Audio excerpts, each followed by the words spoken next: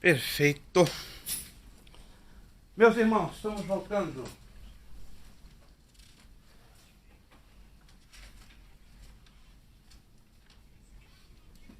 Perfeito. Vamos ter que aguardar os demais chegarem para a gente então fazer uma recapitulação aqui.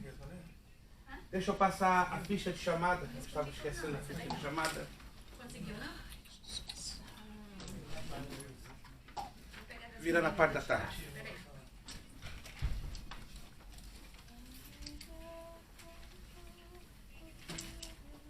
Alguém pode, por favor, chamar os irmãos para a gente começar? 1h10, paramos para o almoço. 1h10.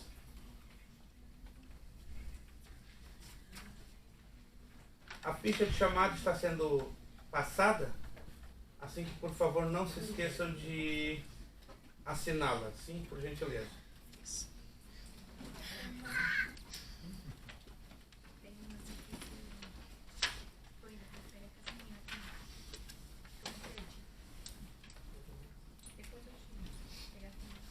Muito bem. Vamos fazer uma rápida recapitulação, não é? Que na verdade é a continuação dos nossos slides. Não é? O objetivo dessa matéria é tornar a cada um de nós, né, leitores contemporâneos, procurando ter a compreensão do que estamos lendo, esclarecer tudo que haja de obscuro e tornar o assunto compreensível. Segunda carta de Pedro, capítulo 3, versos 15 e 16. Alguém pode ler para mim, por favor? Segunda carta de Pedro, capítulo 3, versos 15 e 16. Segunda carta de Pedro, 3, 15 e 16. Quem puder ler em voz alta, agradeceria. Tenha em mente que a paciência de nosso Senhor significa salvação, como também o nosso amado irmão Paulo escreveu a vocês, com a sabedoria que Deus lhe deu. Ele escreve da mesma forma em todas as suas cartas, falando nela deste assunto. Suas cartas contêm algumas coisas difíceis de entender, as quais os ignorantes e instáveis torcem, como também o fazem com as demais escrituras, para a própria destruição deles. Perfeito, obrigado, irmã Pamela. É o que falamos na parte da manhã um pouquinho mais cedo, né? Que as abordagens de Paulo, em comparação às de Pedro, são muito mais avançadas.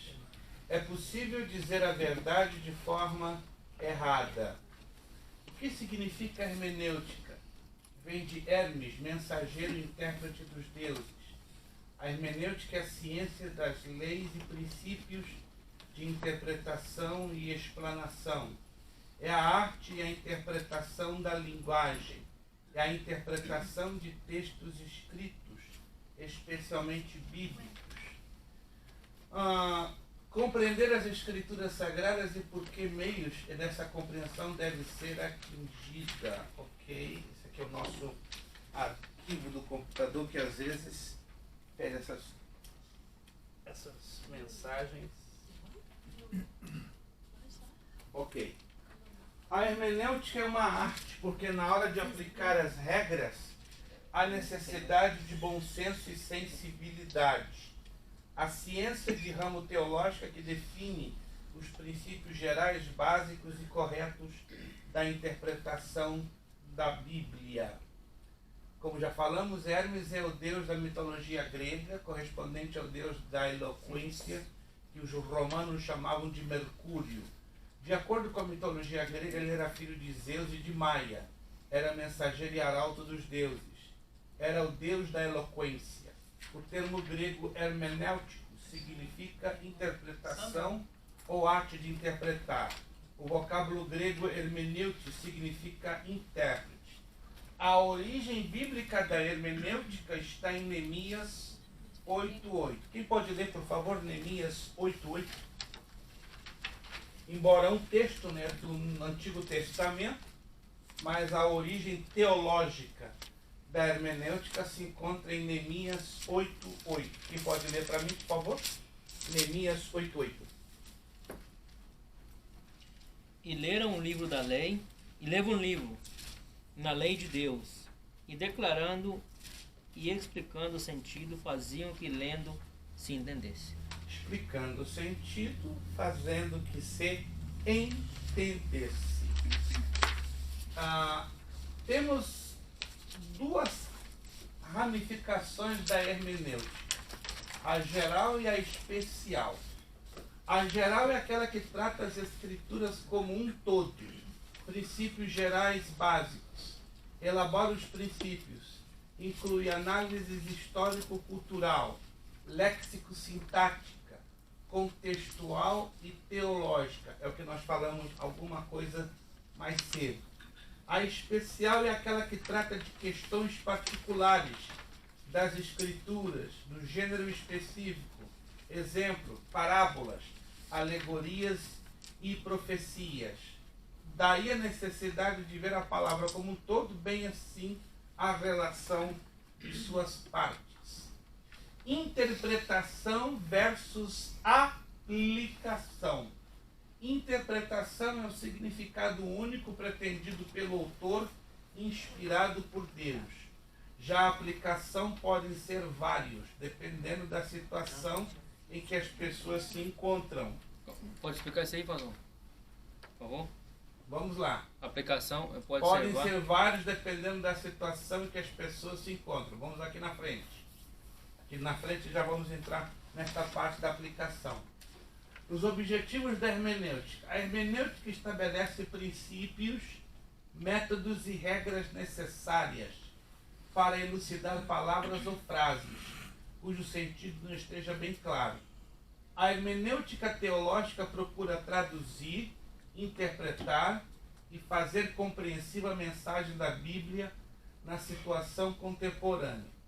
Para a reflexão, o significado de um texto deve ser aquele que o autor tinha em mente, em vez dos significados que desejamos atribuir às suas palavras. Essa frase ela foi extraída do livrinho Hermenêutica Avançada, de Henry Winkler, página 57. Um exemplo: tentar justificar a mentira santa com o texto de Josué 2:37, 14.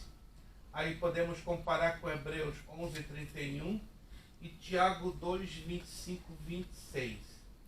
Essa ideia que surgiu é uma mentira santa, foi da falsa e incorreta interpretação destes textos que eu estou aqui apresentando. Leia alguém para mim, por favor, Hebreus 11:31. Hebreus 11:31. Pastor, enquanto eu pergunto, enquanto os irmãos estão procurando aí, o senhor acho que já teve acesso às escrituras em vários idiomas e talvez conheça várias culturas diferentes. Sim. Tirando a questão hebraica, que é o original, né, das escrituras, que é falando exatamente sobre o Antigo Testamento, né? Não podemos nos esquecer que o idioma hebraico está todinho voltado para o Antigo Testamento, que não se aplica ao pano de fundo do Novo Testamento, que já é a visão do grego koiné. Ok. Dessas culturas que o senhor tem conhecimento, né, da Bíblia, da palavra, as traduções que foram feitas, qual o senhor acredita que é a mais próxima do original, assim? Porque às vezes a gente lendo a palavra, a gente consegue ver uma certa diferença do original para, por exemplo, o nosso idioma brasileiro. A língua portuguesa, Então, eu fiquei na curiosidade de saber se o inglês, português, o francês, qual que é o mais próximo do original que a traz questão, o entendimento. a questão mais está na questão de traduções. Isso, exatamente. Ok. Pode ser estranho o que eu vou dizer, mas os idiomas do ramo latino são os que estão mais distantes do original. É essa sensação. Quem são os idiomas do ramo latino? Português, espanhol, italiano, o próprio latim, o francês, o romeno, o provençal, o romanche e o esperanto. Por eles serem do ramo latino, não porque Deus não quisesse fazer dessas traduções boas, ou melhores, e graças a Deus, com todas as deficiências, limitações e distanciamentos técnicos, graças a Deus conseguimos em pouco mais de 170 anos termos traduções da língua portuguesa que não são 100% perfeitas, mas se aproximam a no máximo 87% de precisão. É o máximo que chega, não passa de 87%. É o máximo 87%. Nós temos 19 traduções de língua portuguesa, das quais 9 são de Ferreira de Almeida. Nenhuma delas consegue ultrapassar a 87% de precisão. Já por outro lado, as línguas anglo-saxônicas e semíticas, elas conseguem chegar a 99,2%. Nossa. 99,2%. Hoje, as duas traduções que conseguem chegar a 99% é o ucraniano, 99% certo, encravado, e o alemão, 99,2%. Aprender a falar alemão. 99,2%. Por isso que a tradução de Martim Lutero, ela é a mais amada, ela é a mais apreciada, porque ela é 99,2% precisa, tanto no hebraico aramaico, no Antigo Testamento, como no grego koiné. É fantástico. Você pega uma Bíblia de Lutero, pega um manuscrito original ou cópia dos originais e é assustadora a literalidade, totalmente diferente. É como você estivesse lendo uma outra Bíblia, Como o alemão é um idioma difícil para a grande maioria, né, que não é fácil, né, ele é um pouquinho mais difícil que o inglês, embora existam semelhanças, o inglês ainda é uma excelente alternativa. Temos no inglês 26 traduções. 4 delas chegam a 90% de precisão. 90%. E a Bíblia, a melhor tradução da Bíblia em inglês hoje é essa aqui. Eu vou colocar as 4 melhores traduções da Bíblia em inglês na ordem, tá? As 4. Se alguém tiver interesse em adquirir. Eu tenho interesse. Eu acho que isso impacta muito no nosso entendimento, na compreensão. Sem dúvida nenhuma. Então eu acho que, partindo desse princípio aí, a gente pegando o que seja mais próximo do original, acho que o nosso entendimento acho que vai ser mais... Essas são as 4 melhores traduções da Bíblia em inglês. A NSRV, New Standard Revised Version, é a melhor, 90% de precisão. Depois a ESV, English Standard Version, 89,54%. Depois a New King James Version, 88,2%. E a New International Version, 79,3%. Essa é a melhor, as 2 melhores traduções da Bíblia em inglês. Você percebe isso, sobretudo quando lê textos do Antigo Testamento. Quando você pega e coloca lado a lado com os textos das traduções em português, é como se você estivesse lendo, em alguns textos, uma Bíblia completamente diferente. Sim, Momir. Pastor, essa King James aí... New King James Version. Ela em português, ela muda alguma coisa? Bastante, infelizmente. Eu lamento que em português não fizeram uma boa tradução. Eu até fui mal interpretado, que eu fiz uma carta algum tempo atrás para simplesmente fazer algumas colocações, né, assim, no sentido de dar uma ajuda, e estranharam, me insultaram. Quem é o senhor para falar essas coisas? Não, eu sou tradutor. Eu tenho propriedade com muita humildade. Não, o senhor não tem onde se meter. Aí, passado alguns meses, souberam quem eu sou. Eu não sou ninguém, continuo não sendo ninguém. Mas quem não sabe, pela misericórdia de Deus, em 1991, eu que trouxe para a língua portuguesa, com mais 8 pastores, o texto original da História dos Hebreus de Flávio Joséfo. Então eu e mais 8 pastores, um total de 9, trouxemos, né, do grego koiné e do aramaico todo o texto original do livro Antiguidades, que hoje é a História dos Hebreus, de Flávio José. Vai se desculpar. Eu falei, ué, agora que você está se desculpando, que legal, né? Mas eu continuo sendo ninguém. Né? Porque eu dei uma opinião, eu dei umas 4 ou 5 sugestões que existem erros grosseiros nessa Bíblia King James em português. Grosseiros. Realmente eu fiquei muito frustrado, me deram uma de presente e eu falei, uau, eu não vou. Mas o estudo dela é bom, né, pastor? O estudo o texto muito a desejar. Ela é muito inferior, muito, e distorce muita coisa que não deveria. Não sei qual foi o critério que foi usado na tradução, mas foi um critério péssimo. Não estou aqui para fazer críticas, mas foi um critério péssimo. Acho que foi o pior acidente na língua portuguesa a nível de traduções de Bíblia. Agora, em língua portuguesa, né, para os que querem, em língua portuguesa, essas são, eu creio que eu já falei alguma coisa, essas são as melhores em ordem traduções em língua portuguesa. Almeida, Revista Atualizada, depois Almeida Corrigida Fiel, Almeida Revista Corrigida de 2009 e a edição contemporânea, que é o texto da Bíblia Thompson. Então essas são as 4 melhores traduções em língua portuguesa. Assim você puder ter as 4, maravilha. Né?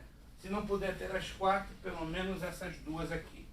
Almeida Revista Atualizada e Almeida Corrigida Fiel. Aí você percebe que é uma distância enorme entre a ARA e a ARC 2009. E essa distância fica maior ainda entre a ARA e a EC. É interessante, mas as 4 se completam.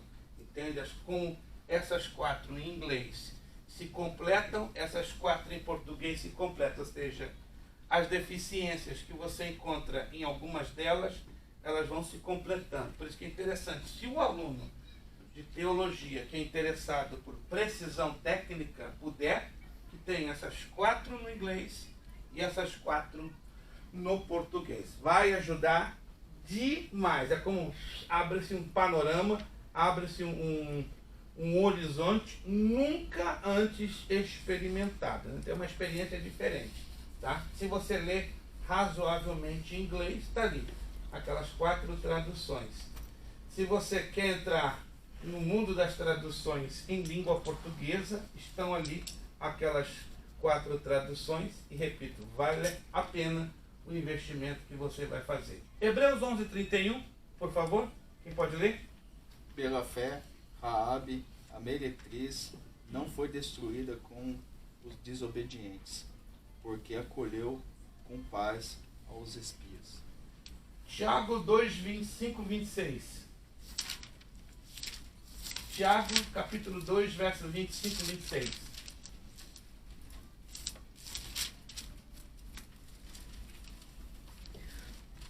E de igual modo, Raabe, a meretriz, não foi também justificada pelas obras, quando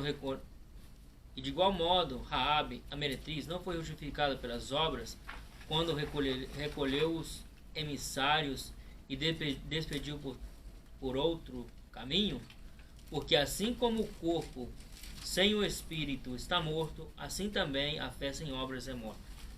Se vocês observarem com atenção o contexto que envolveu Raabe e os espias, se vocês observarem, preste atenção, isso aqui não deixa de ser super interessante. O contexto que envolveu a história de Raabe e os espias, fica a ideia da mentira santa. Por quê? Os espias foram ali para espiar a terra. Agora, lembra-se do texto de Josué? Qual foi o procedimento de Raabe? Raabe, entre aspas, o que ela fez? Escondeu, mas na prática, ela escondeu, mas ela fez mais do que isso. Ela mentiu. Aí está. Peraí. Dá um 10 pra mim, pastor. Calma. Eu sei que a senhora está perseguindo, mas você tem que pensar exegética e hermeneuticamente. Não Eu nem quero, podemos porque é muito justificar fácil. a mentira de Raabe. Podemos? Não. Não. Mas, por outro lado, olha que coisa. E tem a ira zelosa, a ira santa também. Mas olha que situação curiosa. Não se pode justificar a mentira sob hipótese alguma. Mas a mesma aconteceu para dar o quê? Acolhida aos espias. Porque se assim não fosse, os espias seriam descobertos e mortos. Concordam? Sim. Como é que Porque se ela saímos? já estava escondendo, ela já estava mentindo praticamente 2 vezes. Exato. Como é que saímos dessa situação? Uma permissão da parte de Deus. Como o Davi também comeu os pães da preposição. Era também, não podia. Não há um apoio direto de Deus sobre a atitude cometida. Alguém está me entendendo? Sim. Não, porque seria uma apologia, uma defesa mentira, uma defesa à falcatrua. Por isso que tem a aparência de mentira santa. Mas houve a mentira? Houve. Pronto, mentira é uma transgressão, é pecado? Houve. Porém, houve uma permissão de Deus. E agora? Como é que se explica isso? Em parte é explicável, na outra parte não é. Por isso que quando fazemos a leitura destes textos e entramos em Josué, chegamos à conclusão. Entrou aí o quê? A vontade permissiva de Deus. Procure entender isso aqui. A vontade soberana de Deus, ela é boa, perfeita e agradável. Não vai ter falhas humanas. Na permissiva, sim. A vontade permissiva, você pode de ponta a ponta analisar, ela é toda cheinha de fracassos humanos.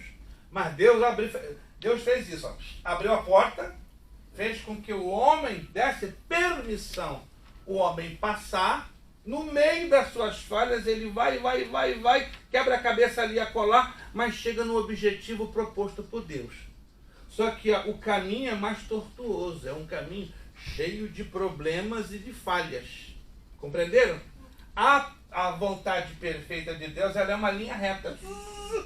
E sempre vai ser marcada por coisas boas, por coisas perfeitas e por coisas agradáveis. Já no ângulo da permissiva, não espere coisa boa, não espere perfeição e muito menos coisas agradáveis. Pelo contrário, é Deus que deu a permissão? Sim, mas permissão não quer dizer apoio. É simplesmente para não comprometer os projetos dele. Porque no livro de Jó está escrito: eu sei, ó Senhor, que nenhum dos teus planos, que nenhum dos teus propósitos podem ser o quê? Frustrados. Aí entra a ação das duas vontades, a vontade soberana e a vontade permissiva. É estranho. É igual ele disse, eu amo Jacó e aborreço Esaú. Mas é engraçado que ela não esconderia ele se ela talvez não soubesse que eles eram. Eu escutei uma pergunta uma vez na escola dominical.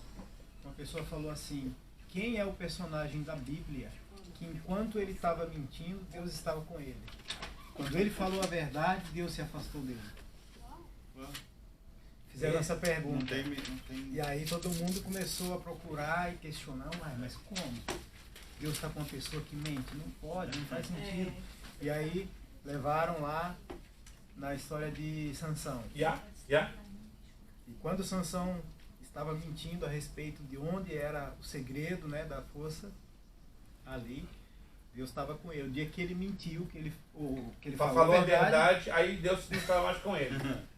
Se nós olharmos, né, é uma espécie de uma manobra técnica, entende?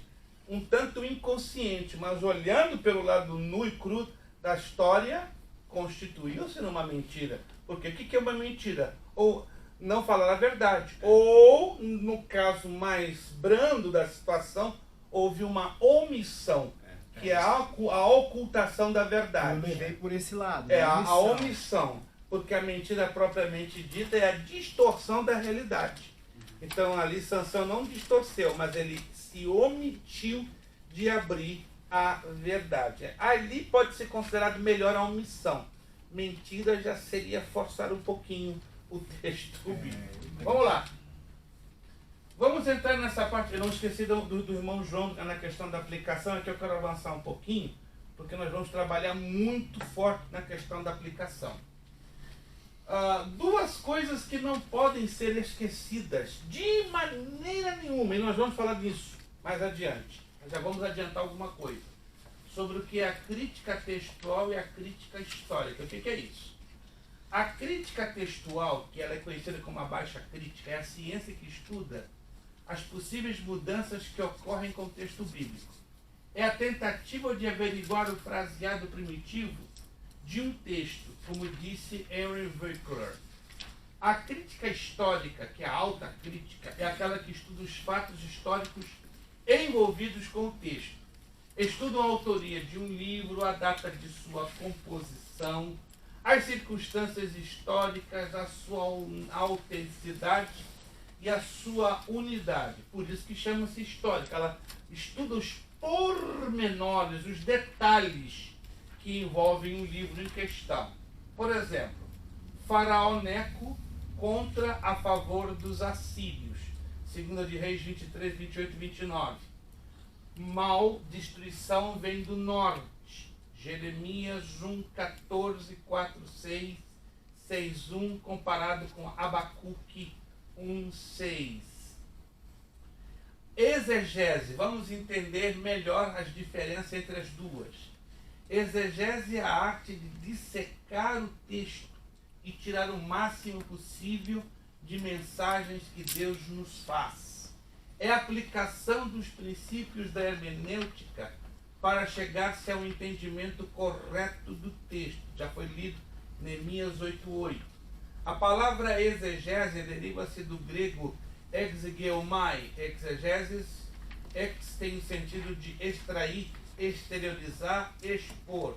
Quer dizer, ser exegeta é aplicar o texto no contexto cultural da época do texto lido e extrair os princípios morais e culturais para o presente tempo. Hermenêutica interpreta o texto ou as palavras. Mateus 19, 24. Alguém pode ler para mim, por favor? Isso aqui vai ficar agora interessantíssimo. Mateus 19, 24. Outro irmão, leia, por favor, Lucas 18, 25. Mateus 19, 24. Lucas 18, 25. Quem pode ler para mim, por favor? E ainda vos digo que é mais fácil passar um camelo pelo fundo de uma agulha do que entrar um rico no reino de Deus. Lucas 18, 25, por favor.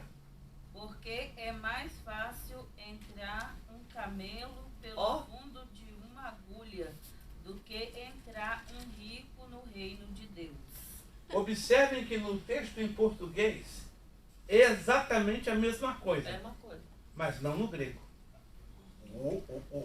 No grego, Mateus 19, 25 é agulha de costurar. E no texto de Lucas 18, 25 é agulha cirúrgica. Que é a visão de cada um, né? Exatamente. E esse texto causa uma grande dor de cabeça. Entende? Então, em Mateus 18, 24 é agulha normal, porque ela é antiga, né? Existe desde 3000 antes de Cristo. Já 18, 25 fala daquela agulha que é usada para fazer os pontos nas feridas abertas. Aí Jesus leva-nos aos dois textos juntos para tirarmos a uma conclusão. Eu ouvi falar que isso era... Eu vi na internet, acho que foi no Instagram. O pessoal fala que isso tem a ver com barco. Com barco, mas essa interpretação não procede. Que você, para dar esse tipo de interpretação, você tem que apresentar o pano de fundo histórico, social e cultural. Eu já li essa interpretação, mas a pessoa que deu essa interpretação, ela não dá detalhes do pano de fundo histórico e nem cultural. No momento que não se dá a interpretação pelo pano de fundo histórico e cultural, é uma coisa ou lendária, ou uma tradição que não tem um determinado fundamento. Ou seja, se tem uma interpretação como esta, você tem que provar. Pano de fundo social, pano de fundo histórico ou cultural. Não apresentou, então tem alguma coisa errada. No caso de Lucas, eu creio que é até normal para ele, nessa visão dele, pastor, porque ele já era médico. Entendeu? No caso de Lucas, era totalmente comum pelo fato que ele é médico. Vamos em Marcos 1, 29 e 30? 1, 29 e 30 de Marcos.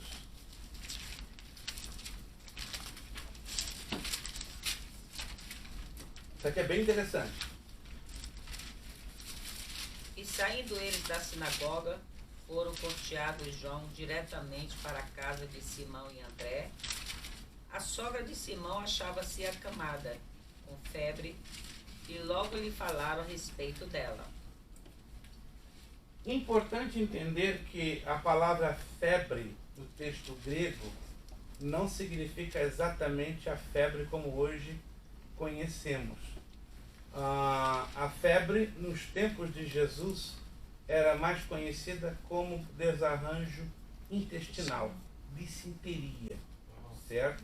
Não a febre como hoje, que é resultado de uma infecção bacteriana ou virótica. Mas o texto grego implica num desarranjo intestinal que deixou praticamente a sogra de Pedro, claro, sem força, sem ânimo, desanimada e realmente bastante incomodada.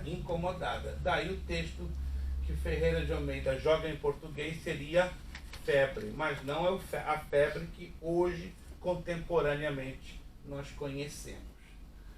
Objetivos da exegese bíblica: descobrir a aplicação imediata, número 1. Estabelecer o sentido literal do texto e o sentido mais profundo do texto. Então temos que trabalhar com dois sentidos, né? O literal do texto e o mais profundo do texto. E 3, descobrir a aplicação contemporânea, ou seja, hoje, para mim, nos dias de hoje. Vamos voltar então para a apostila da página 15. Isso aqui agora vai apertar bastante. O pastor, no caso aqui do versículo que a gente estava falando, da sogra de Pedro, no caso então seria porque geralmente as pessoas que dão mais disenteria são pessoas que moram perto de águas. Exatamente. Então, e acreditava-se que ali naquela região, eu já estive na casa de Pedro, né, nas ruínas da casa de Pedro, próximo ao mar da Galileia. Muito bonito, só que tem um problema. É uma região plana, desértica, e a forma que você consegue água é por poço artesiano. E os poços artesianos daquela região é água salobra. É horrível a água.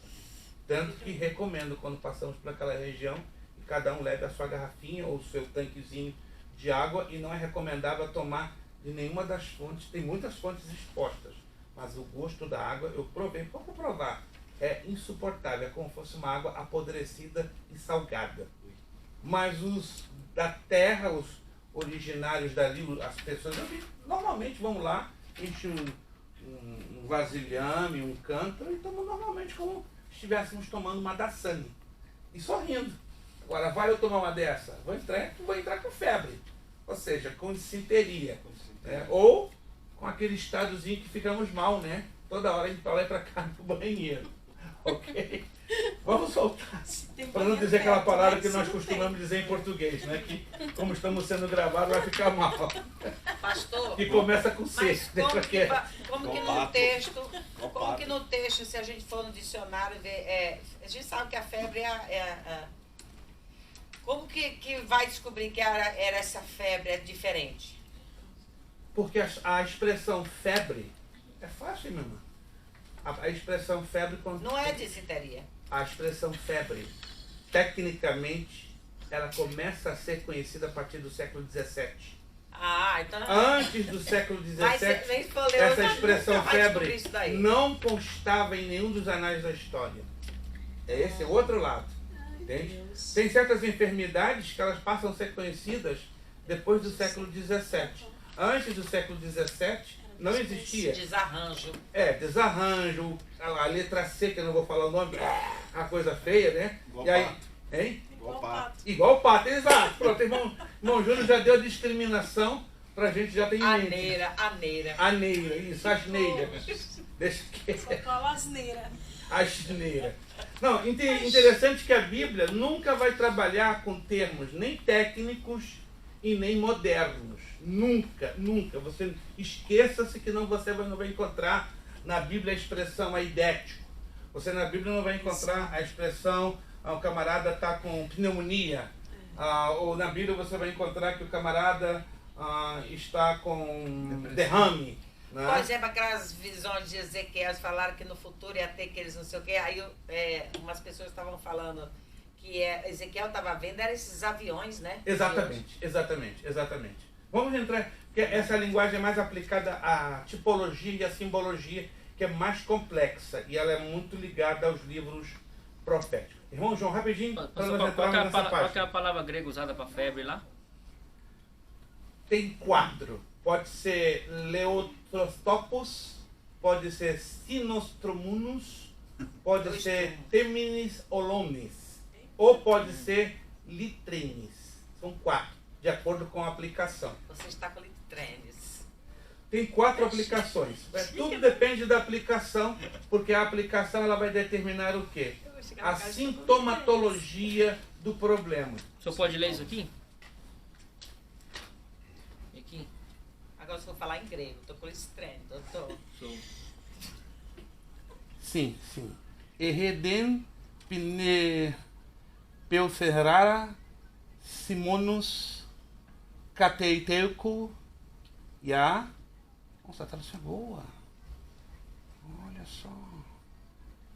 Preneseus os tonos, cai helenestus, leolocin, saltu, mericim autunes. Ya, está falando perfeitamente. E ela estava açoitada de dissenteria.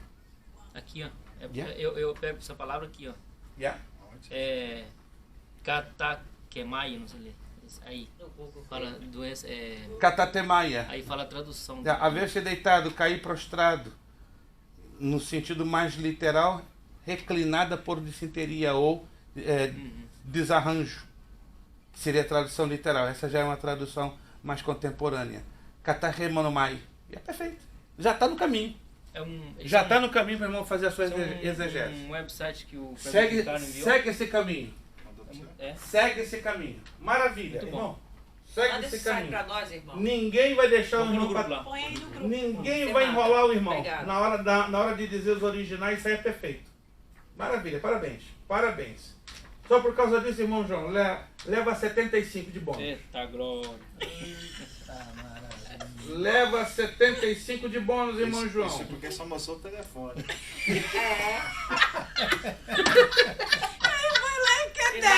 É desse jeito, povo. Ei, papai do céu. Não está coerente esse homem ensinar a última matéria do curso? Já tô vendo esse homem de Deus aqui na frente ensinando a classe Cristologia. Ei, irmã Pamela, ore muito, para que você vai dar uma labareda falando sobre Jesus Cristo, né? Essa matéria, acho que eu vou ter sapatinha aqui dentro, coisa que eu não faço, eu vou sapatear. Com o irmão João ensinando Cristologia. Vai ser lindo, irmão João, a gente está orando. Eu e minha esposa estamos orando, eu te mostrei já no vídeo. Tá vendo esse rapaz aqui, bonito, coradinho? Ele vai ser o professor da última matéria. A minha esposa, aleluia, vai ter fogo. Ela me conhece só de vídeo, né? Mas no que viu o irmão, ela já ficou animada. Deve ser muito bom, porque ele é, graças a Deus. Vamos lá, página 15. Página 15, lembrando que 1h10 paramos para o nosso almoço. Princípios elementares da exegese bíblica. O irmão João já abriu um leque aí bonito na área da exegese. A partir desse capítulo, estaremos estudando acerca dos principais pontos da exegese, a irmã gêmea da hermenêutica. Vamos entender por que é tão importante utilizá-la combinada com a hermenêutica.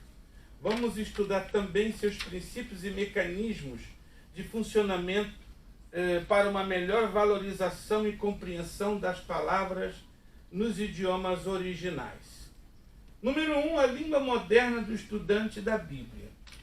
Devemos saber o que diz o texto bíblico na língua nativa. Esta pode ser o português, o inglês, o espanhol, etc., dos dias de hoje.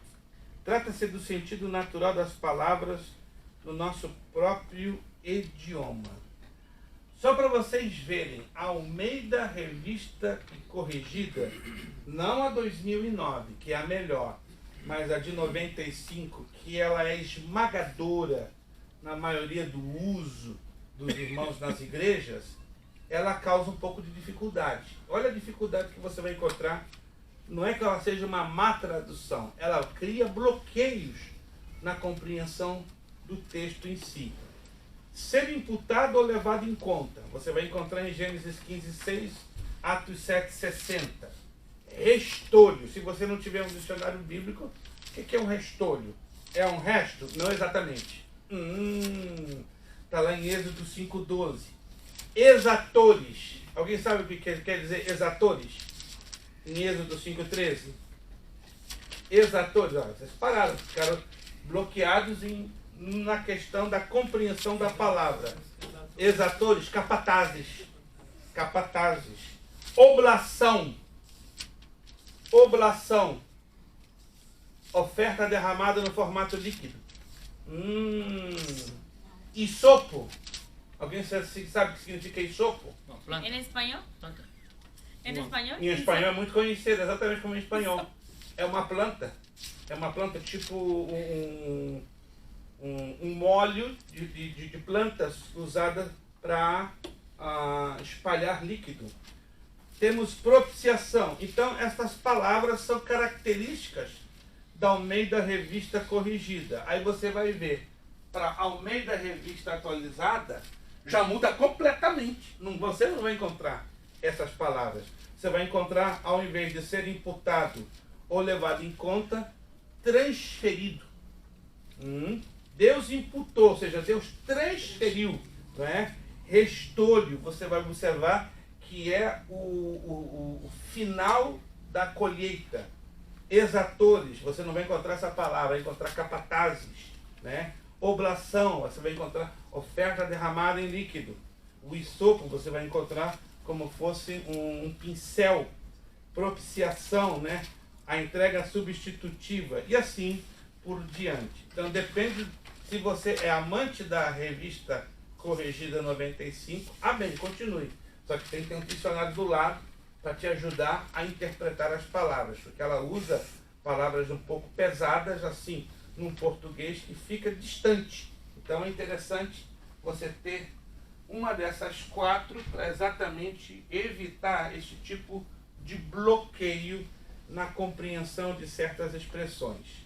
Letra B. Se eu não entendo o que diz o texto em meu próprio idioma, como poderei entender o que significa esse mesmo texto para receber a mensagem divina e comunicá-la aos outros? Fica difícil, não é verdade? Letra C. Meditemos aqui quanto ao que se diz no texto de Juízes 12:6, Neemias 8:8 e 1 de Coríntios 9:9. Só resumindo, né? Pode ser depois, você pode ler esses 3 versículos. Ele é o mesmo conteúdo de Neemias 8:8. Nós temos que saber o que estamos lendo. Se sabemos o que estamos lendo, estaremos o quê? Interpretando corretamente e, consequentemente, entendendo. Morfologia da língua portuguesa. Definitivamente, a língua portuguesa é o idioma mais difícil do planeta Terra, né? Isso vai causar, naturalmente, muitas dificuldades na leitura e na interpretação. E entendermos a função das palavras isoladas. A sintaxe da língua portuguesa são as palavras combinadas na frase, suas distintas e diferenciadas funções no discurso. As línguas originais do texto bíblico, lá na página 16. Essas línguas são o hebraico, o aramaico e o grego. O exegeta necessita estudar e conhecer a estrutura gramatical dessas línguas. Quando os irmãos chegarem no bacharel em teologia, se estaremos aqui com vocês ou não, isso Deus quem o sabe, mas independente disso, quem estiver se propondo a avançar no bacharel ou aqui conosco ou em outra escola teológica, você vai verificar a necessidade, como é imperioso. Por exemplo, tivemos, né, na verdade, há 2 meses atrás, no nosso curso online, a matéria Introdução ao Hebraico Bíblico.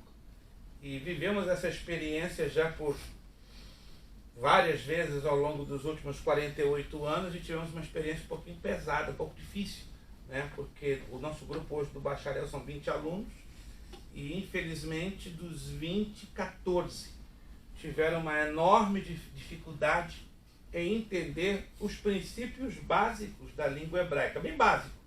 A intenção não é ensinar o aluno a escrever, falar e ler hebraico, mas entender o alfabeto, identificar o mecanismo do hebraico, que se escreve da direita para a esquerda, que não existem vogais, existem 22 consoantes, que devido ao grupo de vários sinaizinhos que são posicionados nas consoantes, elas se tornam pseudo-vogais.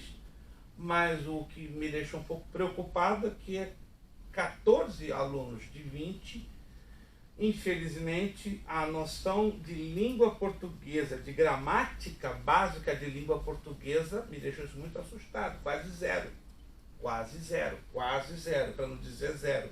Então o que eu tive que fazer? Eu tive que baixar ao máximo o nível dessa matéria e tive que eliminar uma matéria que já estava no programa chamada Hebraico 1, que aí seria você entrar no idioma, já identificar os textos bíblicos, já exercitá-los. Então, por amor desses alunos, porque do contrário ninguém seria aprovado, eu tive que eliminar, eu tive que substituir por uma matéria chamada Psicologia Pastoral.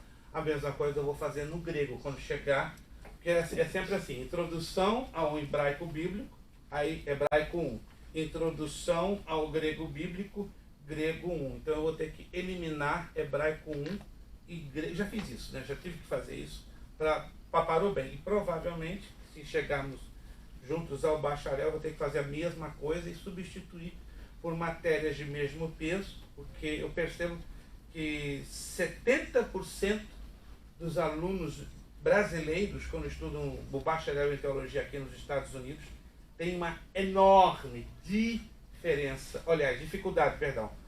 dificuldade em compreender o básico do hebraico e o básico do grego. No mestrado, sim. No mestrado se ensina a escrever, falar, interpretar e conversar tanto em hebraico como em grego. Mas fiquem tranquilos, porque isso, com toda certeza, não vai alcançar a vocês. As escolas americanas, 100% sim, elas cobram muito o conhecimento desses idiomas. Mas só para você ter uma leve ideia, olha só. Letra C. Só para você ter uma ideia. No grego existem formas verbais bem diferentes da nossa língua portuguesa, né? Nós temos o presente do indicativo, o presente do subjuntivo, nós temos o pretérito perfeito, nós temos o futuro do indicativo. O grego tem esses 3 casos. O caso genitivo grego, o tempo aorista grego e o particípio perfeito grego. Mas o que isso influi na nossa tradução em língua portuguesa? Olha lá, letra C. O caso genitivo grego. Um clássico exemplo. Hebreus 1:3. Pela palavra do seu poder. Ao invés de dizer a sua palavra poderosa. Olha que interessante. Então no grego não se usa diretamente a sua palavra poderosa. Se usa pela palavra do seu poder. Ou seja, usa mais unidades de palavras do que sua palavra poderosa, que são 3 apenas. O tempo aoristo. Como é que funciona o aoristo? 1 de João 3, 9. Alguém pode aí abrir a tradução da sua Bíblia? Que tem traduções que trazem essa abordagem, aí cria uma polêmica enorme. Primeira carta de João, capítulo 3. Desculpe. Primeira carta de João, capítulo 3, versículo 9. Qualquer que é nascido... Não, 1 de João. 1 de João, capítulo 3, versículo 9. Quem é filho de Deus não continua pecando, porque a vida que de Deus dá permanece nessa pessoa. Mas alguém tem essa tradução? Não. Não pode pecar. E ela não pode continuar pecando porque Deus é o seu pai. Mas essa também já atualizada no aoristo grego como está. Mas tem uma tradução em língua portuguesa que ela é taxativa. Que diz não pode pecar. Qualquer que é nascido de Deus não vive na prática do pecado. Não vive mas tem uma tradução em português que diz não pode pecar. Alguém de vocês tem essa tradução? A minha não fala, pode viver pecado. E não pode pecar. Olha não só. peca habitualmente. Mas vamos ouvir o Wellington. Aqui fala, qualquer que é nascido de Deus não comete pecado, porque a sua semente permanece nele. E não pode pecar, porque é nascido de Deus. Percebe o que o texto está dizendo. Olha o que essa tradução está dizendo. Wellington, repete de novo. Deixa o Wellington falar. E presta atenção à tradução que ele está lendo. Por favor. Leia. Qualquer que é nascido de Deus não comete pecado, porque a sua semente permanece nele. E não pode pecar, porque é nascido de Deus. Percebeu? E não pode pecar. Estão percebendo? Está fazendo uma afirmação. Se eu sou nascido de Deus, eu não tenho nenhuma possibilidade de pecar. Isso é forte. Está afirmando essa tradução que eu sou imune ao pecado. Que eu não tenho condições de pecar. Olha o perigo dessa tradução. O aoristo grego diz diferente. Não pode viver pecando ou seguir vivendo a prática do pecado. Por isso que algumas traduções na língua portuguesa decidiram rapidamente ficar em cima do texto original, que é o que alguns aqui de vocês leram. Quer dizer, a prática do pecado ou continuar pecando. Agora, essa tradução do Wellington é perigosa. É perigosa, porque leva a Bíblia a afirmar o que ela não está dizendo. Porque o original não diz isso. Aí vem o particípio perfeito grego. Mateus 16, 19. Será desligado nos céus. Ou seja, é uma ação perfeita no passado e ao mesmo tempo presente. Número 5. O exegeta deve ser um atento observador do texto bíblico. Isso aqui é grave. E eu já tenho ouvido distorções sérias. Livro de 1 de Reis, capítulo 6, versículo 20, verso 22. Levítico 16, 12. Depois você lê com atenção, ou de repente depois do almoço, a gente pode ler, mas você já vai entender isso aqui. Havia um altar. Que altar era esse? O altar do incenso, que pertencia ao lugar santíssimo, Santo dos Santos, mas situava-se do lugar santo do referido templo e antes do tabernáculo. Está percebendo? Então houve uma alteração de posicionamento. Quando você lê os dois textos juntos, parece que está vendo que é uma contradição. Porque um outro é o contexto de Levítico, o contexto original. E o contexto de 1 de Reis é um contexto de 400 anos depois. E aí houve uma alteração de posicionamento. Meu Deus! Zacarias 14, 9 e 10. A expressão toda a terra aparece aqui 2 vezes. Porém, cada uma dessas expressões possui um significado diferente. De um versículo fala planeta Terra. O outro versículo fala de Jerusalém e suas circunvizinhanças. Como é que eu sei disso? Quando eu leio o contexto. Porque fala que toda a terra estará cheia da sua glória, né? Aí fala de todo o planeta Terra. Porque quando você lê o contexto, você descobre isso. Se você não vai ao contexto, você pode descobrir. Que terra é essa? Terra, planeta Terra ou terra, região localizada ali daquela cidade? Pastor, sim. Eu tenho uma pergunta. Está dentro do que nós estamos estudando. É possível descobrir a Trindade no primeiro versículo da Bíblia? Sim. Facílimo. Em Bereshit bara Elohim adramahet treki rotok eretz lai. No início de todas as eras, o Deus majestoso do nada estabelece os céus e a terra. A expressão majestoso, que é traduzida a palavra hebraica Elohim, é o Deus plural. Pai, Filho e Espírito Santo. Porque Eloá é a palavra no singular, Deus. Elohim é a palavra no plural. Todas as palavras no hebraico, com essa terminação, todas as palavras no hebraico, com a terminação in, ou, in é plural. Sabe por que eu estou perguntando? Porque um evangelista, o nome dele é David Diamond, até que tinha comentado com você uma vez. Sim. Ele fez um programa, ele participava num programa, um debate em contra dos testemunhos de Jeová, mostrando para eles que Jesus é Deus, que o Espírito Santo é Deus e que Deus Pai é Deus. E ele mostrando para eles que no primeiro versículo da Bíblia já vem falando da Trindade. Está ali. Já vem falando da Trindade. E ele somou os números lá das letras hebraicas, um negócio todo... Ele deveria ser mais prático, tudo bem, ele quis ser muito técnico, mas a praticidade é você colocar o in. Você apresenta uma palavra no hebraico, o final in já é plural, e esse plural implica Pai, Filho e Espírito Santo, como lá no 1:26. Façamos o homem à nossa imagem. Não aparece Elohim, mas parece a conjugação do nós. E o nós tem que implicar o quê? Mais de duas pessoas. Ali está a Trindade de novo. Só no livro de Gênesis nós vamos encontrar 37 implicações da Trindade presentes. No livro do Êxodo, 49. No livro de Números, 57. No livro de Deuteronômio, 103. No livro de Josué, 91. No livro de Juízes, 37. E assim vai. Toda a Trindade está dentro de toda a Escritura Sagrada. E por que os judeus têm tanta dificuldade de saber isso? Porque eles não enxergam a interpretação correta. Simples.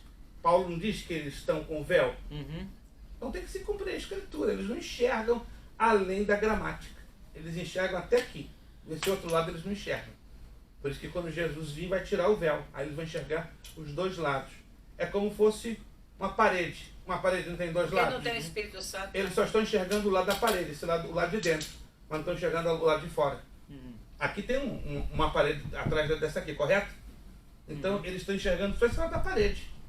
Eu já posso enxergar esse, e se eu der a volta eu vou enxergar o outro lado.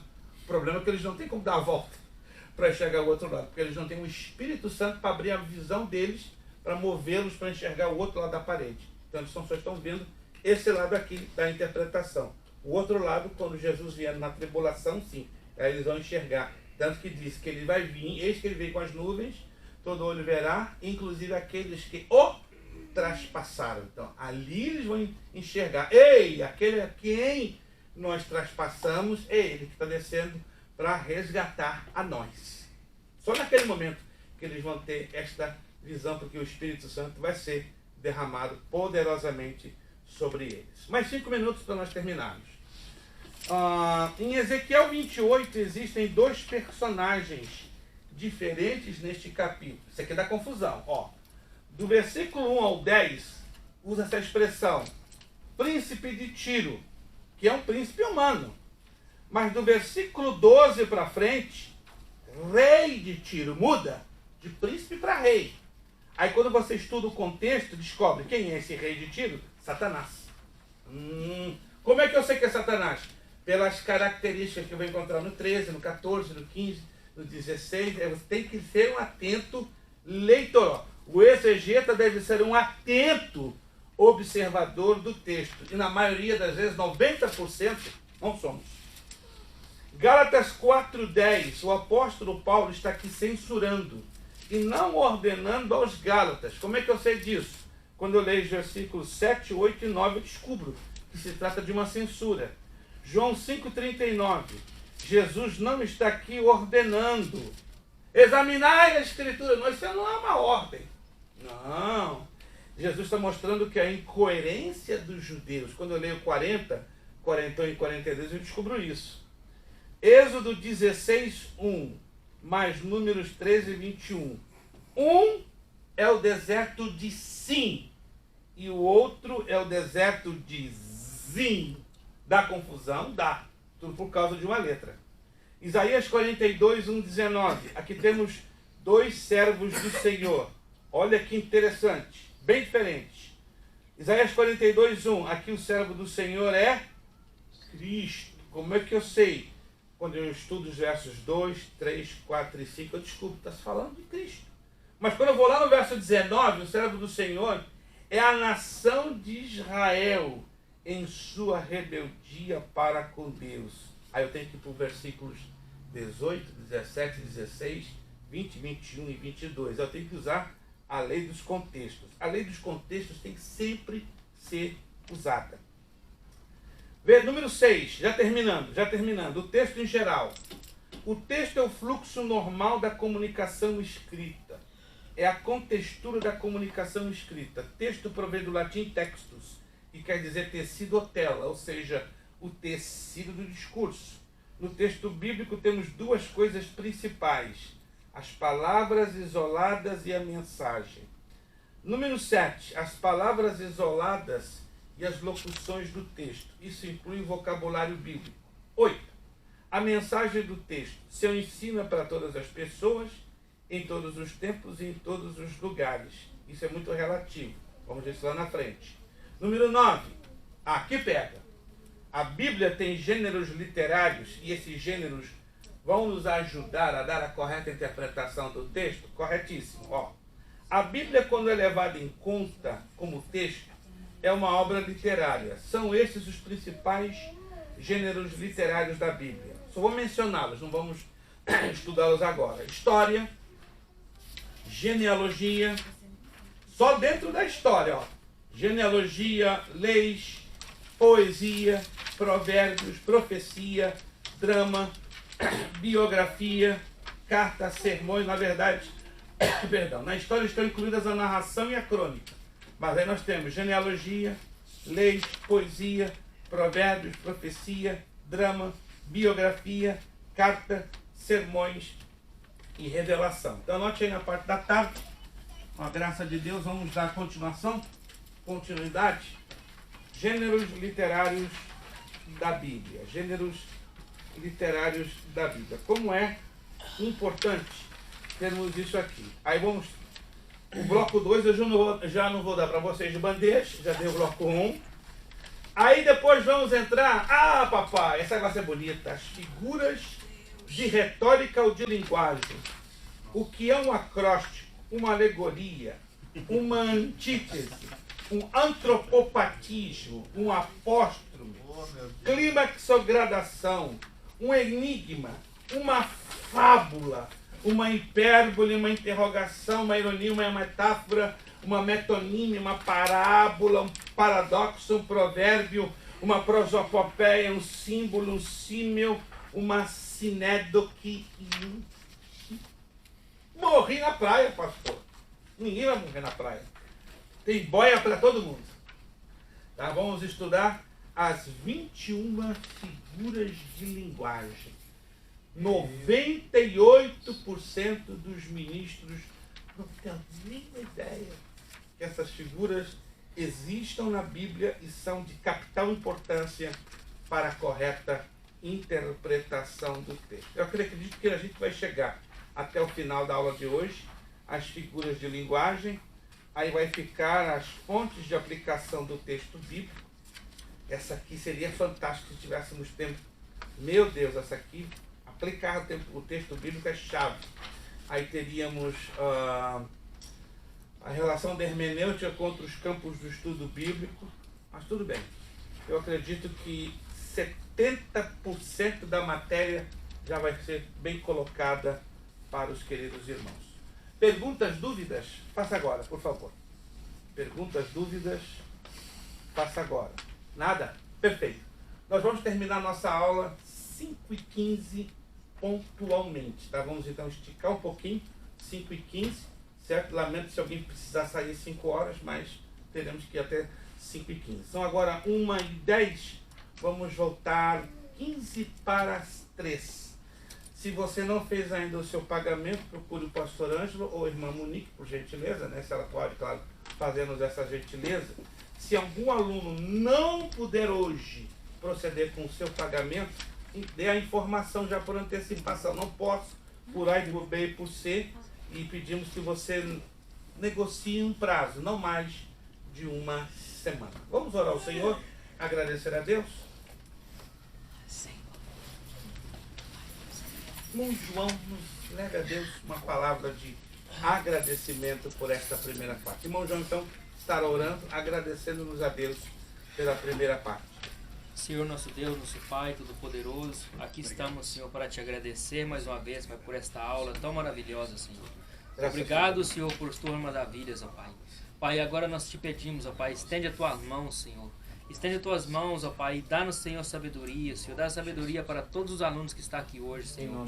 Dá-nos sabedoria, Pai, para que nós possamos entender, Pai, e poder aplicar a tua palavra em nossa vida, primeiramente, para que nós possamos, ó Pai, levar a tua palavra, Senhor, àqueles que estão necessitados, Pai. Pai, nós te pedimos e te agradecemos em nome de Jesus. Também dê sabedoria ao teu servo, pastor Luiz Prestes. Dá, Senhor, saúde para ele, Pai, para que continue, Senhor, dando, Senhor, essas aulas, ó Pai, continuidade à escola Bereia Internacional, Bereia Bible Academy. Senhor, em nome de Jesus nós te pedimos e te agradecemos. Amém. Amém, amém. 15 para as 3, voltamos. 15 para as 3, voltamos. Se minha câmera não está me dando problema. Senhora Monique. No espanhol seria Monique. Senhora Monique. No espanhol. Ah, não, eu se tiver que parar, chama É dele. feito, tem que ser Café sem açúcar. É sem açúcar, Isso é? é o que os... Ai, Chinês, então. porque o açúcar dá sono. É matcha, né? Os curitibanos também. Meus irmãos estão voltando então. Mas se Irmão você Wellington, tem pode esse passar nível de alta, não tem problema não. Obrigado. É só você maneirar Também. e exames por Ah? Meus irmãos, vamos então continuarmos. Vamos continuarmos. Vamos continuarmos. Temos bastante trabalho. Lembrando que nós vamos terminar a nossa aula às 5h15. Estamos com os mesmos, na verdade, 13 alunos, né? Porque hoje, infelizmente, faltaram a nossa irmã Maria e o irmão pastor Gaspar. 16. Eles me informaram, né, que estão com uma certa virose. Mas tudo bem, são 13 alunos que estão nesta classe da DK Kemuel. Se você ainda não acertou a sua mensalidade, procure a irmã Monique, né, na ausência do pastor Ângelo, a irmã Monique responde por ele. Se você, por alguma razão, não puder fazer o seu pagamento hoje, se comunique. O chato é quando o aluno não se comunica e pode abrir brechas, né, para algum tipo de mal entendido. Então, se você não pode fazer o seu pagamento hoje, dê uma satisfação e dê um prazo, se possível, não mais além de 7 dias. Porque a escola, né, a nossa escola depende. Obrigado. Se você tem tarefas para entregar, já na próxima matéria de setembro já estaremos trazendo um boletim já com as notas fechadas, que estamos, graças a Deus, conseguindo regularizar, né? Está sendo um pouquinho lento e eu agradeço a paciência que vocês têm tido para conosco. Mas na próxima matéria de setembro já estaremos trazendo um boletim já com a relação das notas. Vamos lá. Página 16. Gêneros literários da Bíblia. Esta definitivamente é uma parte delicada, muito delicada, porque nos leva a investigar a Bíblia de uma maneira mais técnica. A Bíblia, quando é levada em conta como texto, é uma obra literária. São estes os principais gêneros literários da Bíblia. História. Elementos históricos da Bíblia. A história é o gênero literário que ocupa maior espaço na Bíblia, cerca de 70%. Então, 70% do gênero de história ocupa as páginas do Sagrado Livro. Aí nós temos, né, alguns exemplos que, por desconhecermos, isso causa problemas. Atos 28:11 fala, né, das constelações Castor e Pollux. Há um fundo histórico, né? A antiga Grécia, quando dominava a península da Itália, ou a península itálica, ela exerceu a sua influência cultural e aí, obviamente, ficou muito estampado na cultura italiana, romana, a questão do Castor e Pollux, né, como seria, como para nós no Brasil, né, o Cruzeiro do Sul. É uma referência de você olhar para o céu e saber onde você está. Lembra-se do Cruzeiro do Sul? Sim. Aqui a gente não lê o Cruzeiro do Sul, porque estamos no hemisfério norte. Já o Castor e Pollux, só para você ter uma ideia, não sei se você já teve curiosidade de buscar as estrelas no hemisfério norte, porque o papel, aliás, a posição das estrelas são totalmente diferentes em relação ao hemisfério sul, mas só para você ter uma ideia, você procura a Ursa Menor, Orion e Castor Polo também do ladinho, tá? Que é o ponto de referência naquela época, né, dos navegantes se orientarem, porque não tinha bússolas, não tinha sextantes, não tinha nenhum instrumento de navegação que nós hoje conhecemos, ou como os portugueses e espanhóis conheciam entre o século XIV e o século XVII. Então, Castor Pollux era esse conjunto de estrelas, né, que dava a eles essa orientação aonde eles estavam.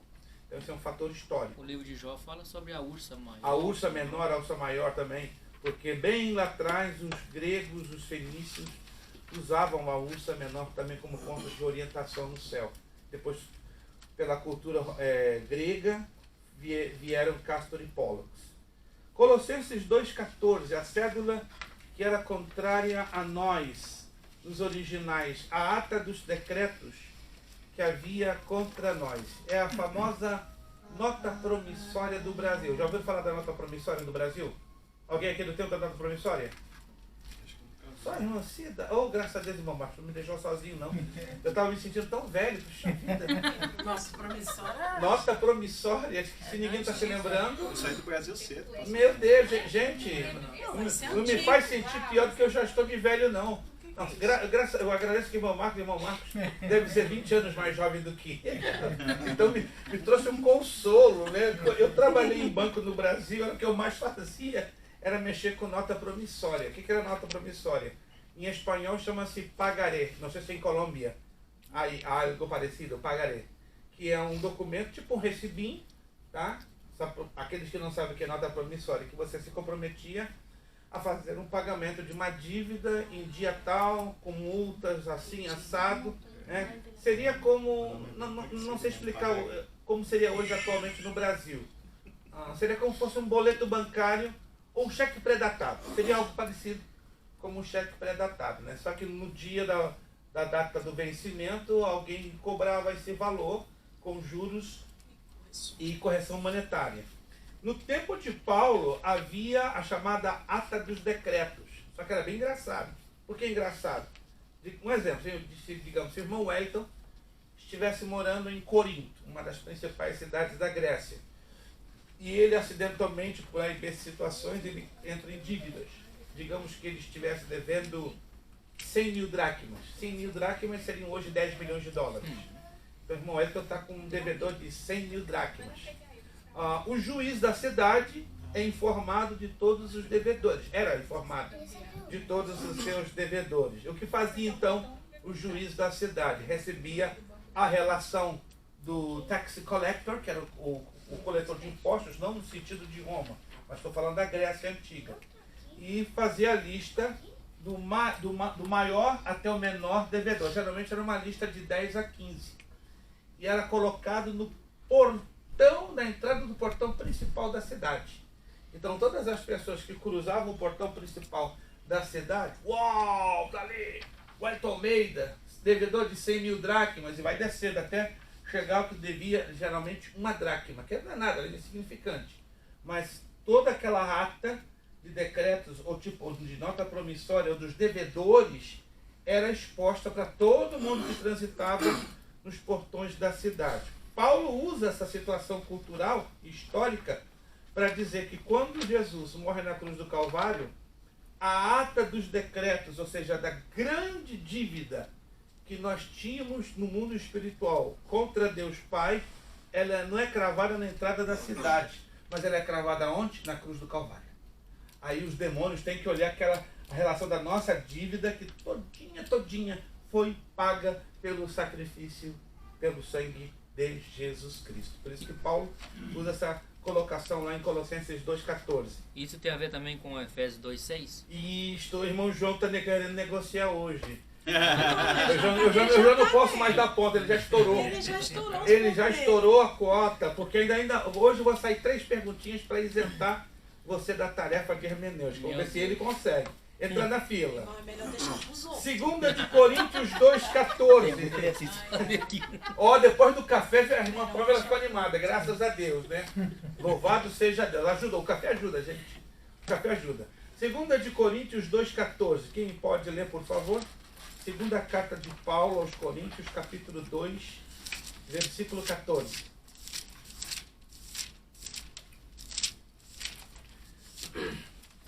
Segunda carta de Paulo aos Coríntios 2,14. Quem pode ler, por favor? E graças a Deus que sempre nos faz triunfar em Cristo e por meio de nós manifesta em todo lugar o cheiro do seu conhecimento. Percebam as expressões usadas neste texto. Irmã Edna, vou abusar um pouquinho da sua gentileza. Só aumente o volume do seu rádio. Seu volume está em 2. Coloque ele em 3. Tudo menos em 3. Traz o microfone. É uma boa ideia. Eu acho que a partir da próxima aula, se tiver uma caixinha pequenininha... Não, fala sério. Uma caixinha aqui para aumentar o volume vai ajudar bastante, né? Vamos lá. Ouvir a irmã Edna de novo. E graças a Deus que sempre nos faz triunfar em Cristo e por meio de nós manifesta em todo lugar o cheiro do seu conhecimento. Aqui um aspecto histórico-cultural super interessante. Havia uma festa na antiga Grécia que se espalhou por todo o Império Romano como um costume, né? Isso é histórico. Começa na cidade de Marathon. Se você vai lá no Google, você vai descobrir que as cidades de Troas, Filipos, Tessalônica, Bereia, Corinto, Atenas e Marathon eram as 7 principais cidades da Grécia. Na cidade de Marathon, em 746 a.C., começa a ser desenvolvido os Jogos Olímpicos, né, que entram na atualidade até os dias de hoje. A cidade de Marathon, na Grécia, deu origem à competição chamada maratona. Já ouviram falar da maratona? Sim. Que é uma caminhada, né, uma corrida que seja de 42 quilômetros em média. Tem maratonas que chamam-se de meia maratona, que é de 21 quilômetros. Tem a mega maratona, que são 100 quilômetros, mas a maratona é de 42 quilômetros. Então, baseado na maratona, houve uma festa chamada a Festa do Triunfo. Na antiga Grécia era usada muito a Festa do Triunfo. Essa Festa do Triunfo acontecia a cada 10 anos. Se fazia um grupo de 3 a 4 competições, dentre elas a maratona, natação, subir uma área bem elevada. Eram 4 competições, 4 modalidades diferentes. O vencedor dessa modalidade, é chamada a modalidade do triunfo, ou Jogos do Triunfo, entrava nos portões da cidade, olha só, montado sobre um cavalo branco, vestido de uma túnica branca, sustentava uma espada pesada de ouro puro na sua mão direita, era colocado sobre a sua cabeça uma coroa de lauréis e, mais interessante ainda, antes de vestir a túnica branca, ele tomava um banho de essências de rosa e de lavanda, que era muito comum na antiga Grécia. Como não tinham os perfumes que hoje conhecemos, né? Grécia, quem for na Grécia vai descobrir que é um lugar que tem muitas roseiras e muitas plantas de lavanda. Alguém conhece lavanda? Lavanda tem um cheiro bastante agradável, é um perfume suave, super agradável. Então, camarada, o vencedor tomava um banho de pétalas de rosa e depois outro banho de lavanda, aí vestia a túnica branca. E era montado sobre o seu cavalo branco, ostentava uma espada pesada de ouro e a coroa de lauréis. E esse camarada entrava pela cidade e desfilava, dava de 10 a 14 voltas dentro da cidade. e aí exalava um cheiro enormemente gostoso por causa do banho, não é? Ou seja, o camarada mostrava felicidade por ter ganhado as 4 competições e ainda exalava um aroma fantasticamente atraente. As pessoas se sentiam felizes, aplaudiam, ele levantava a espada e dizia Victoriamum, Victoriam, que em latim quer dizer vencedor, vencedor. E Paulo usa essa cena para falar que eu e você um dia passaremos por esse mesmo processo. Desfilaremos triunfalmente quando chegarmos lá no céu, exalando o bom cheiro de nosso Senhor Jesus Cristo. Mas ele já antecipa isso, né? Em 2 de Coríntios 2,14. Bastante interessante. Efésios 1, 13 e 14. Alguém pode ler, por favor? Efésios 1, 13 e 14. Em quem também vós estáis, depois que ouvistes a palavra da verdade, o evangelho da vossa salvação, e tendo nele também crido, fostes selados com o Espírito Santo da promessa, o qual é o penhor da nossa herança, para a redenção da possessão de Deus, para o louvor da sua glória. Vamos aqui identificar 2 figuras comparativas, né? São 2 símbolos que esse texto Paulo toma. O Espírito Santo como que? Como? Está aqui na apostila. O Espírito Santo como? Selo e penhor. Selo e penhor. Vamos descobrir então qual é a função do selo e qual a função do penhor. Vamos lá. O que vocês imaginam? É fácil. Em toda a história da humanidade, em mais de 6.000 anos, os selos desempenham uma função básica. Qual é a função básica de um selo? Guardar. Um pouquinho mais do que isso. Marcar. Autoridade. Não. Identificar. Marcar. Identificar um deles. E qual é a outra função do selo? Quando você... Alguém aqui costuma mandar cartas seladas ou não? Sim. Ou eu sou na moda antiga? É quando o rei Assuero fez a carta selada para que eles não matassem os judeus, é rei Assuero mesmo, né? Não matassem os judeus, ele selou com o anel dele. O anel dele, ok. O anel dele. Vamos lá. É um decreto. Selo é aprovação? É um decreto. Não? O selo identifica, mas tem uma outra coisa que vocês estão se esquecendo, que é parte da função do selo. Da direção.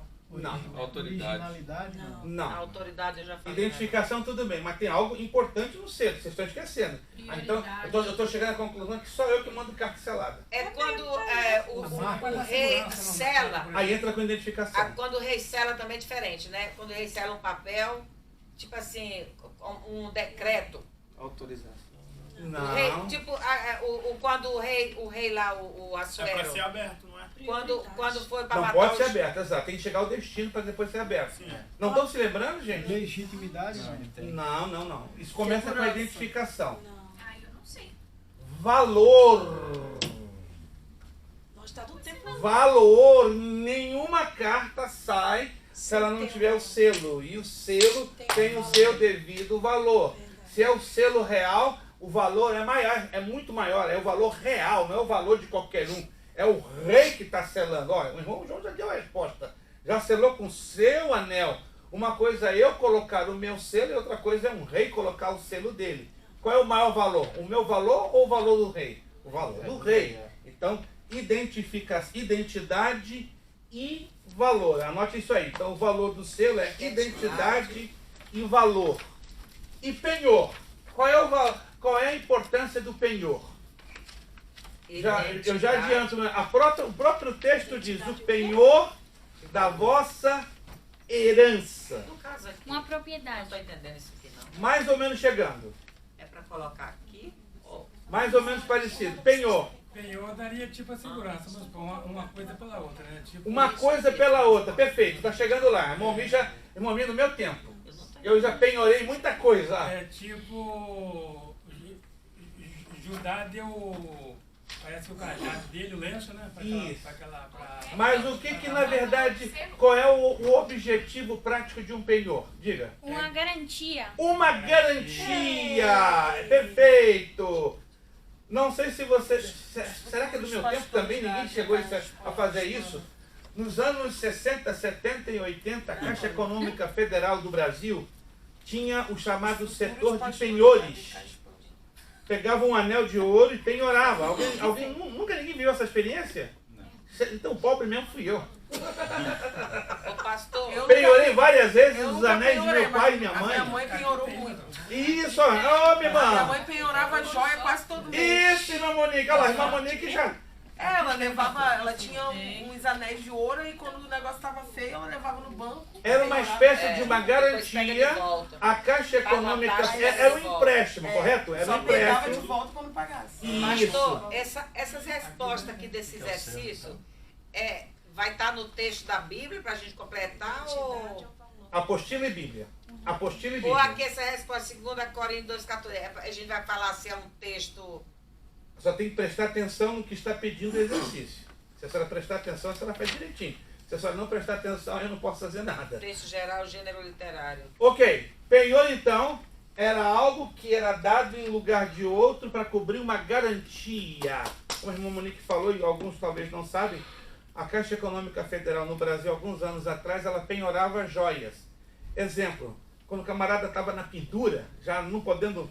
mas aguentar, pegava... Eu já penhorei várias vezes, nem vergonha de dizer, os anéis de casamento dos meus pais, que era mais ou menos isso aqui, ó, de uma tala. Imagina isso aqui de ouro, ouro puro, pesadão, né? E quando a coisa apertava, meu pai e minha mãe, não tem jeito. O anel do meu pai era bem maior, da minha mãe também grossão, tipo que os portugueses assim o fazem. Quando colocava, eu nunca me esqueço, eu tinha 9 anos de idade quando meu pai penhorou ele pela primeira vez, o anel de casamento dele e de minha mãe. Na época, deu quase 500 mil cruzeiros, que seria hoje uns 2, 3 mil dólares, aproximadamente. Mas a quantidade de nota, tanto que teve que colocar numa bolsa, fechar num pacote, para dar a mão no meu pai. Ele disse, 2 meses do meu... Eram 2 meses do salário de meu pai. Meu pai ganhava relativamente bem. Depois nós penhoramos a aliança de minha mãe, que deu na época... Foram umas 2 ou 3 vezes. Mas para você ter as joias de volta, tinha que pagar somado os juros. Ou seja, pagar aquele dinheiro que a Caixa estava te emprestando em cima de juros e correção monetária. Mas isso o que tem a ver com o Espírito Santo? Porque o Espírito Santo, ele é selo e ele é penhor. Selo fala do quê? De identidade, de valor, de propriedade. Quando eu selo uma carta, seja com selo real, seja com selo do correio americano, se é do selo real, quem é o proprietário? O rei. Se é do correio americano, o governo dos Estados Unidos. Então toda carta que eu e você enviamos selada nesse país passa a ser propriedade do governo dos Estados Unidos. Não sei se você já viu, tem cartas que tem um dizer do lado de fora, porque é uma parte da Constituição americana. Se você abrir esta carta, você está sujeito a the penalties according to the law. Alguém já viu isso? É crime. Não digo no Brasil. No Brasil não tem isso, mas se você abrir uma carta que não é sua, você pode estar incorrendo num crime que vai lhe dar, se você não sabe, de 3 a 8 anos de cadeia, com uma fiança de até $1 milhão. E eu conheço muita gente que faz isso, né? Vai lá na caixinha de correio, rouba e não está sabendo o problema que está jogando na cabeça, né? Está esperando ou uma multa de até $1 milhão, ou de uma cadeia que começa com 3 anos, porque é um crime chamado... Federal. É um crime federal, então não brinque com isso, que é muito sério e complicado. Mas vamos trazer no plano do Espírito Santo. Quando eu e você somos salvos, o Espírito Santo imprime o seu selo em nós. Ele vem habitar dentro de nós.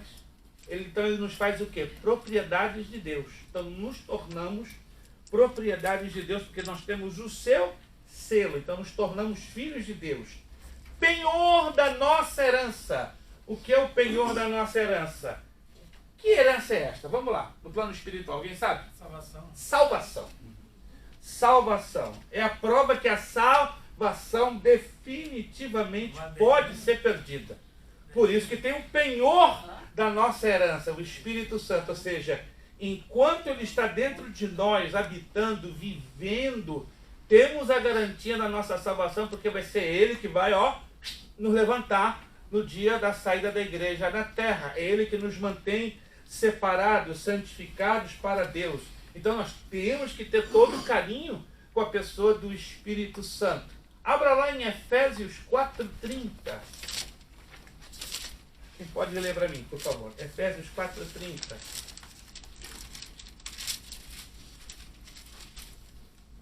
Pois somos membros do seu corpo. Efésios 4, verso 30. E não entristeçais o Espírito Santo de Deus, no qual estáis selados para o dia da redenção. Irmã Edna, de novo, aumenta o volume do seu rádio. Irmã Edna está no volume 1, coloca no 3, por favor. E Repita. não entristeceis o Espírito Santo de Deus, no qual estáis selados para o dia da redenção. Olha só!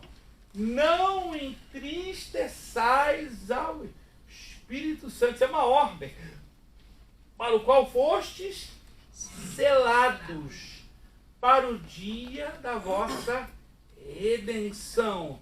Então é um perigo deliberadamente, conscientemente, entristecermos ao Espírito Santo. Porque nós estamos fazendo o quê? Desprezando o penhor da nossa herança. Então isso é muito importante entendermos essas abordagens que têm fundo histórico, obviamente. Então na história estão incluídas a narração e a crônica. Quais são os outros gêneros literários? Genealogia. Tem crente que quando lê a Bíblia dá dor de cabeça a ler genealogia. Não entende patavinas de nada. Só que o problema, se é um problema, e é um problema, é que quando estudamos genealogia, temos que estudar os significados dos nomes. E em cada nome, dentro da genealogia, tem uma mensagem de Deus codificada. Ninguém nunca percebeu isso? Pastor, Fulano gerou fulano, gerou fulano, gerou fulano, gerou fulano, gerou fulano, gerou fulano, gerou fulano. É só fulano? Não, não é só fulano. Você tem que saber os nomes, os significados dos nomes. O Elton ia falar alguma coisa? sim. Diga. Então, quando, vamos supor, os judeus leem a Bíblia em hebraico, eles estão lendo o significado dos nomes, né? Tudo. Eles estão lendo uma mensagem tipo, codificada. É. Aliás, para nós é codificada, pelo fato que o hebraico não é acessível a todos, mas para ele está aberto. Né? Por exemplo, quando Deus chama a sua nação de Israel, o que significa o nome Israel? Príncipe e vencedor com Deus. Cada nome da Bíblia tem uma mensagem, tem uma abordagem, tem uma colocação. Vamos lá no livro de Gênesis. O livro de Gênesis também, para isso, é fantástico, porque ele traz uma quantidade de nomes que a maioria de nós não entendemos.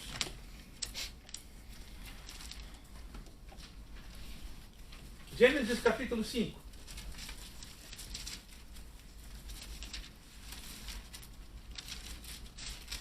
Obrigado, irmão. Obrigado.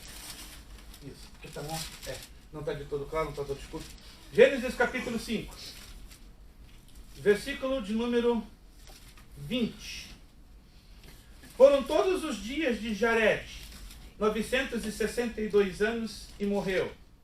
Viveu Enoque 65 anos e gerou a Matusalém. E andou Enoque com Deus, e depois que gerou Matusalém, gerou 300 anos e gerou filhos e filhas. E foram todos os dias de Enoque 365 anos. E andou Enoque com Deus, já não era, porque Deus o tomou para si. Viveu Matusalém 180 anos e gerou Lameque. Só até aqui. Se você fizer um apanhado do versículo 1, aliás, do versículo 20 ao versículo 25, tem uma mensagem de Deus aí. Só nos nomes. Só vou dizer só dois. Enoque e Matusalém. Oh! Enoque quer dizer amado ou enaltecido. E Matusalém, descanso ou esperança. Enoque, amado ou enaltecido? O que Deus está querendo nos ensinar? Que Enoque um dia seria levantado na eternidade, seria enaltecido. E Matusalém, o que quer dizer? Descanso ou esperança. Porque ele seria o homem que viveria muito mais tempo na face da terra. Quantos anos, segundo a Bíblia? 969 anos. Matusalém viveu 969. Então, se nós fizermos a genealogia, ou, digamos, buscarmos o significado, faça essa experiência, vai valer a pena.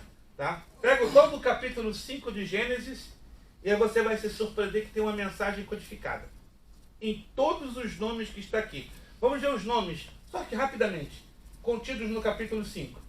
Porque é a genealogia que vai de Adão a Noé. E aqui o tempo que transcorre são 656 anos. Uau! Embora leve em consideração que Matusalém viveu 969. Mas esse espaço de 656 anos vai do momento dos nascimentos deles, não de nascimento e morte. Estão me entendendo? Então, a partir do momento que nasce, se contam esses 656 anos. Vamos ver os nomes. Pelo menos os nomes. Não vamos trabalhar com a cronologia, que vai se tornar muito extenso. Olha lá. Versículo 1. Primeiro nome que aparece? Adão. Adão. Ok. Aí nós vamos no versículo 3. Qual é o segundo nome que aparece? Sete. Já vai anotando. Adão, Sete. No versículo 6 aparece o terceiro nome. Enos. Perfeito. No versículo 9 aparece o próximo nome. Cainã. Cainã. No versículo 12 aparece o próximo nome. Malalel. Depois, no versículo 15 aparece o próximo nome. Jared. Depois, no versículo 18 aparece o próximo nome. Enoque. Acabamos de falar. Depois, no versículo 21 aparece Matusalém. Depois, no versículo de número 25 aparece Lameque. Depois, no versículo 28 e 29, quem aparece? Noé. Noé quer dizer descanso. Uau! Aí você vai ver lá embaixo, no versículo 32, Sem, Cão e Jafé. São em torno de mais de 10 nomes. Quando você começa a estudar o significado de cada um deles, tem uma mensagem codificada. É fantástico. Por isso que quando você estuda genealogia, é um negócio chato, maçante, cansativo, sem sentido. Claro, porque você não está usando os elementos da hermenêutica. Quando você usa os elementos da hermenêutica, muda o assunto completamente. Assim, toda e qualquer genealogia que você estudar na Bíblia, você tem que levar em consideração 3 coisas. Primeira coisa, o significado dos nomes. Segundo, qual a relação de família? Qual é o principal